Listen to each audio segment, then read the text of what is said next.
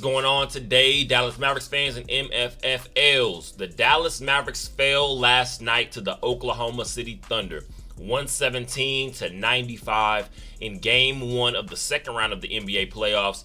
Obviously, the game was going to be in Oklahoma City, so there was already going to be an uphill battle. You're going to have to fight on the road, and we are being without a guy like Maxi Kleber, who is a little bit more versatile in our rotation. You're already going to have to come in there and have a couple other guys step up. It was an ugly game. I'm just going to say it as simple as that. It was an ugly game because, obviously, you talk about in the first half especially, the team's still somewhat engaged. It was a close game. It was somewhere in that third quarter. You saw the Mavericks just lost steam, and the Oklahoma City Thunder took advantage. This is one of those eerie, I'm going to say just eerie kind of type situations because it's going to be even tougher in Game 2. I'm going to say now, kind of the same mentality I had in Game 1 of the first round series against the Los Angeles Clippers. You can't write this team off. Don't count them out because, again, you're on the road. The home team is expected to win these games, especially, I believe, going to that game yesterday. Obviously, Oklahoma City Thunder were favorites. But you just want to see a little bit more intention when it comes to the Dallas Mavericks and what you're going to do offensively. This is another game I'm going to say it's now at the point where you should be a little bit concerned seeing Luka Doncic, 19 points in 42 minutes. It was not pretty. You're watching Luka Doncic, I believe, 1 of 8 from the three-point line. That three-point shot is not a part of his game this postseason. And I want to see Luka Doncic kind of, and I don't want to say completely throw it out of his game because you want to have somewhat of the threat, but take maybe a few. But I want to see Luka Doncic attack the basket. But it's starting to look like those legs are just done. Those legs are worn out for right now. You're going to have to find him some rest time. We're not wrapping up the postseason. We're not talking like the offseason is already officially here or anything. But it's going to be, again, one of those things that we're going to have to keep track of going forward in Game 2 in a couple of days because now, in a day, I believe, you're going to have to keep track of it because this is not now looking like a situation where it's maybe a one-off. You've seen Luka Doncic pretty much outside of maybe a game or two in the Clippers series. So that's what, 6-game series itself, and now a 7-game sample size. Luka Doncic just has not looked like himself. Again, we already know he's dealing with the knee injury. But this is one of those situations where at the end of the day, if you're a superstar player, you're going to have superstar expectations, especially a guy who's been seen, obviously, as a postseason performer, a playoff performer in his first few years in this league. We're talking about 5 years in the league now. We're looking at Luka Doncic like a guy that you're expecting to be able to have some and show some results, at least individually during the postseason. We're not, I'm going to say one thing is obviously it's blatant now at this point. Not having that extra third guy that can consistently get their own shot is now actually going to catch up. Because when you watch the Oklahoma City Thunder, they have so many guys that can make plays for that team. And we're talking about, obviously, it starts with Shai Gilgeous-Alexander. And I'll talk about the issue I may have with the officiating and the refereeing and what the Dallas Mavericks are going to have to do going forward.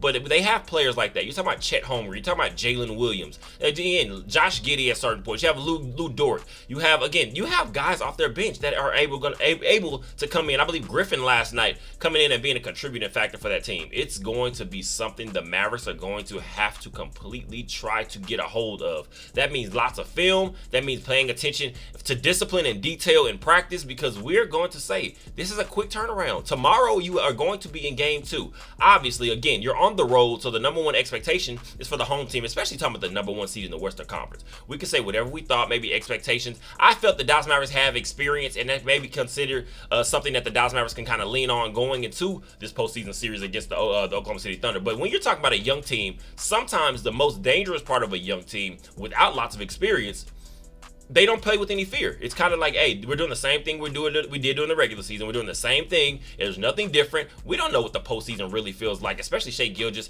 Of course, he was part of some of those Clippers teams, but we're talking about a guy that he's going to the postseason as you're now number one fully.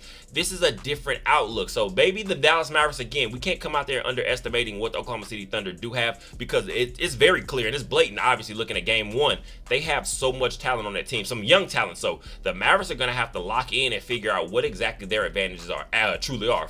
I guess you want to say on their side of the offensive end and defensively, actually. Obviously, what we're expecting from Kyrie Irving, he put up 20 points last night, had 0 points at the end of the first quarter, and the biggest thing is an issue, I'm going to say. 20 points in 37 minutes. I believe it was 7 of 14 on field goals, 3 or 4 from the three-point line. But the biggest issue I'm going to say is for the Dallas Mavericks offensively when you're not having Luka Doncic playing to the level that we become accustomed to over these years, and especially even again, it wasn't a pretty efficient series or anything in the Clippers series, but you saw just more aggressiveness. And I'm gonna say Luka Doncic is going to have to figure out what exactly is going on with himself, because obviously we know it's the injuries are starting to bang up the little. And again, we're talking about also load management. We can't find any load management for Luka Doncic because our team is not really set up without that actual third guy that can go get his own bucket to set up anything else for pretty much for Luka Doncic to be able to have games like this. But Luka Doncic, we're talking about obviously what he is, but Kyrie Irving again, 20 points, 7 of 14 from field goals, on 3 of 4 from the three-point line in 37 minutes. We're going to need more from Kyrie Irving, and it's sometimes it may be, I'm going to say it very clearly, it may be unfair. Because at the end of the day, Kyrie Irving is here to be your 1B or your second player. But one thing we're going to need from him, if we're not seeing what we need from Luka Doncic, somebody is going to have to take the reins of this team. We know Kyrie Irving has lots of experience, and he talked about it in the post game. I'll get into what he said a little bit in a minute, but Kyrie Irving, we're going to need to ask for more from him. And it might be, and I'm going to say it probably is a little unfair. But at the end of the day, we have got to find results. Nobody wanted to get to the second round. Of course, you can say you're playing the 1 seed, a 57-win team in a very tough Western Conference this year. So, of course, give Kyrie Irving some leeway, which I'm definitely doing that. I'm not saying it's his fault is the reason we lost or anything.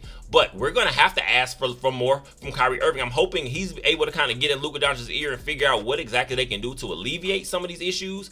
But we're going to need much more from our top 2 guys. The Dallas Mavericks have no chance in this series if we do not get, and I'm going to say amazing performances from a Luka Doncic and a Kyrie Irving. Not even just good or solid, because if we're not having those shutdown, lockdown performances defensively, we're going to find lots of issue. I will say yesterday, Derek Lively played about 13 minutes. He has like 2 points.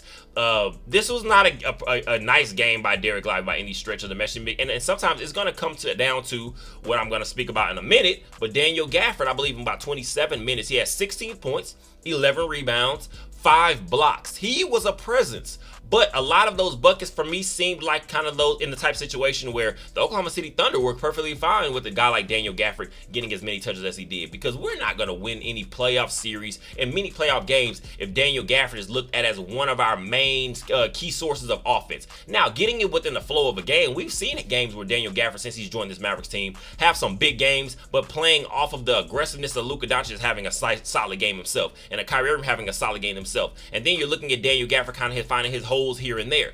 This was a game last night where it seemed Daniel Gafford was one of those top priorities on the offensive end, and it may be scheme-wise that the Oklahoma City Thunder, like I said, are perfectly fine with giving that up. He does have some physicality advantage, I will say, over Chet Holmgren. But when you see the Oklahoma City Thunder get out and running, and you see Chet Holmgren being able to cut to the basket and use his length, the Mavericks are going to have some problems. I believe PJ Washington has 10 points. Derrick Jones Jr. ended up with 7 points. And a guy, Tim Hardaway Jr., who I was hoping, not going to say expecting, because you can never expect it from Tim Hardaway Jr. I was hoping he was going to come in here and be able to give some type of spark off the bench. Ends up with 2 points. I believe it was 17 minutes, 20, something like that. I don't, whatever it was. It was one of these games where, of course, you have to watch it. You're a fan. It's the postseason. You never know. Crazy things can happen. But it was one of those games where you kind of wanted to turn it off at some point. It's like, look, once you see the game slipping away and you see there's nobody else is going to pretty much pull us out of this hole. Kyrie Irving wasn't going to be able to do it by himself last night. Luka Doncic, like I said, having a terrible game by his standards. I believe it was 6 of 19 on field goals, 1 of 8 from the three-point line. Like I said, he wasn't very efficient from the free throw line overall either. We're going to not be in a position where the Mavericks can kind of let this game slip away. We can obviously talk about, in game 2 I'm talking about, because yeah, it's going to seem like come down here, handle your business, and potentially come back home and try to tie up the series if you do fall 2 games behind Oklahoma City Thunder, the number 1 seed Western Conference seed Oklahoma City Thunder with 57 wins. But the Dallas Mavericks, I don't want to see us in position to have to come home and win 2 straight games just to get it back 2-2. We're now in a position where if the Mavericks are who they say they are, you're going to have to figure this thing out. Jason Kidd just got that coaching contract extension. So obviously, I saw the fan base, like I said, it's pretty split on that. And I don't even want to say split, because I see, honestly, I saw way more. And this is prior to the game, so it's not revisionist history. I saw lots of people that weren't really happy with the extension prior to this game yesterday, because you're going to say, I've seen many people, Jason Kidd is who he is. Is he going to have bright spots? Is he going to have bright stretches? Yes, but at the end of the day, I feel like Jason Kidd is who he is. He's not going to always be the best in-game adjustment maker. He's not going to always be the best at setting up plays, winning plays, and he's not always going to be completely in tune with what the team is actually looking for and using what we have actually on our roster. Not what you think we have on our roster, what you think guys can do, what guys have actually shown you they can do. I'm going to say I had a big issue with Daniel Gafford not playing as much as he should have personally in the fourth quarter, because once the Oklahoma City Thunder started rolling, once they started getting to the free throw line, and I believe they shot 3 more free throws than us, but it was the way that they shot free throws. It was just something, and it's going to be an issue going forward, because the one thing we saw in the first round, I'm going to say officiating. The NBA seemed they were letting a lot of teams be able to play a little bit more physical, which was kind of disheartening to see. And Kyrie Irving talks about this a little bit. He says in the post game, in as eloquently as possible as he could, was saying it without getting yourself fined. It was just kind of a situation where the team is obviously going to have to stick together. He's going to have to stay positive. We're going to have to figure out what exactly we can do. But he says it felt like it was a regular season game, especially comparing it to what we had just dealt with in the first round, where they were letting guys play. It's not body-to-body fouls. You're not calling it ticky-tack fouls. Now, if you're talking about actually just raking guys, of course, call your fouls. If you're talking about guys raking across the arms and anything like that, yes, call a foul, because, again, a foul is a foul. But in the postseason, the ticky-tack fouls is just terrible to see. I hate it for the game of basketball, because let these guys play. And I mean on both ends. I'm never going to be biased and say the Mavericks didn't get this or they didn't get that. I just wanted to see the NBA and the officials and the officiating in these postseason series just allow these teams to be physical. Allow them to use their skill sets and allow them to just show that this is the NBA postseason. You don't want NBA games to come down to free throw shooting or one guy starting to be able to get these ticky-tack free throws. Which I'm going to say, Shai Gilgeous, is he a special talent? Yes, he's starting to grow. We see him developing. 29 points last night. But one thing I saw, it just seemed once he started to get into his bag of rolling to the rim and jumping into guys, forcing contact, initiating contact, and the officials were giving these calls over and over. Yes, again, it wasn't like a big major discrepancy in team overall free throws, but it was the timing. And those are a lot of times, as Kyrie Irving said, he said at some point you feel like the game is just stopped, pretty much stops for you at some point, because you're just watching guys just shooting free throws. And it was at inopportune times. Again, it wasn't a perfect game. We're talking about from turnovers or anything like that either.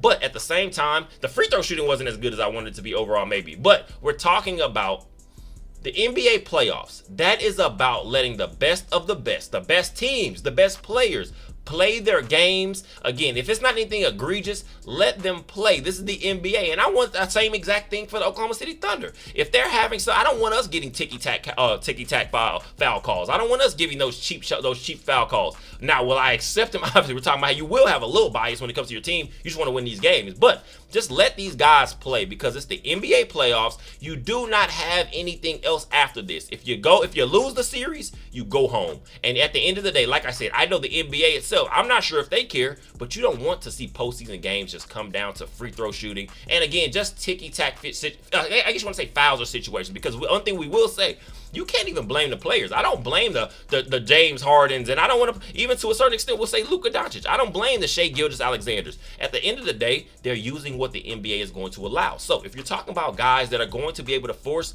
calls, and I see Shai Gilgeous-Alexander get called a free throw merchant all the time. He's a guy that his game is based around, he can shoot free throws, he can get to the free throw line, he can do this, but at the same time, again, it's just the postseason. It's disheartening to see if that's what this postseason is gonna. If that's this postseason series against the Thunder is going to look like. I don't want to see it just come down to, you know what, who's going to get to the free throw line more, who's going to get to the free throw line at the most inopportune time. So this is going to be just something for the Dallas Mavericks to kind of lock into their brains, because now, like as Kyrie Irving said, also, the Dallas Mavericks, we're going to have to figure out what our game plan is going forward and how we're going to have to prepare before maybe how this series is going to be called. And because at the end of the day, nobody wants to hear any excuses. I don't want to hear any excuses. I don't want to hear from the players, from the coaching staff, and I know the rest of you fans probably feel the exact same way. So we're going to just have to figure this thing out, because we cannot come out here and lay another stinker like we did in that, I'll say about midway to the end of that third quarter, all the way pretty much officially through the fourth quarter. This is going to be one of those things, again, you're just going to have to see the Dallas Mavericks come in, locked and loaded, and show that they do have some mental toughness as a team overall. You had Josh Green come off the bench in about 25 minutes, 11 points. That's a guy that I'm going to think we're going to need to be able to use a little bit, hopefully rely on a little bit more, because one thing you saw, I believe, he's 4 of 9 on field goals, 3 of 8 from the three-point line. The Oklahoma City Thunder seem to be okay with him just shooting threes out there on the corner because Luka Doncic, Kyrie Irving, those guys weren't doing anything masterful or anything yesterday. So again, forcing the hand of having other guys be able to contribute. So if you're seeing a Josh Green, if you're going to see a Daniel Gafford, if you're going to see the rest of our role players be the ones that we're kind of relying on to get all the buckets, the Dallas Mavericks are going to find themselves in a lot of trouble in this postseason series. So go ahead and like, comment, subscribe, and share. Let me know what you guys thought of the game last night. What exactly are your expectations going forward? Do you feel like this is a game that the series, that the Dallas Mavericks can win? Do you feel like game 2 is possibly a win? But do you feel like this is a series the Mavericks can still somehow pull out? Or do you feel like, hey, as a fan, you know what? Sometimes you have to look and say, we may have some issues with this team just based on what we do have and what we still may be somehow lacking based on when you're playing against some of those upper echelon teams in the NBA. So I appreciate you guys for all the support. Go ahead and like, comment, subscribe, and share. The next game will be tomorrow, and again at 8:30 p.m. Central Time. We'll see if the Mavericks can put something together, a better game plan. Again, just have better, I guess you want to say better productivity overall. Because I will say, at the end of the day, when you're talking about what's going on throughout the first half, I'm going to say personally, in my opinion, the Dallas Mavericks had some opportunities to kind of pick up a little bit of lead. But it's like when we would take maybe a 3-4 point lead, we give something up easily back on the other end of the ball. And then we might get up a little bit more. And then we give something up easy. And next thing you know, the Oklahoma City Thunder were able to find their own momentum and their own energy. And next thing you know, they're pulling away. You have the crowd behind you. And the road team is usually going to be the one that's going to find themselves behind the gun. So the Dallas Mavericks are now going in front of, but yeah, so I'm like, at the end of the day, lock in. Just lock in. I don't think anything else more simple than that can be stated. Just lock in, focus on your details, and play the game the way that you have to play it. Because yeah, are there going to be some adjustments that need to be made? Obviously. I don't feel that we had PJ Washington, Derrick Jones Jr. were playing terrible defense or anything like that either. I feel this was just a game that got away from the Dallas Mavericks, and there was kind of nothing you could do once a team like that, a young team, like I said, they're playing in front of their home crowd. They have lots of momentum. It's game 1. They start rolling. And of course, the game is just going to get out of hand. So I appreciate you guys for all the support. Again, go ahead and like, comment, subscribe, and share. Let me know your thoughts down low in the comment section. Again, the game will be tomorrow. Game 2 will be tomorrow, 8:30 p.m. Central Time. We will see if this team can show some heart and some passion and be able to tie this series up at 1-1. I appreciate you guys for all the support. Go Mavs. And as always, enjoy the rest of your day.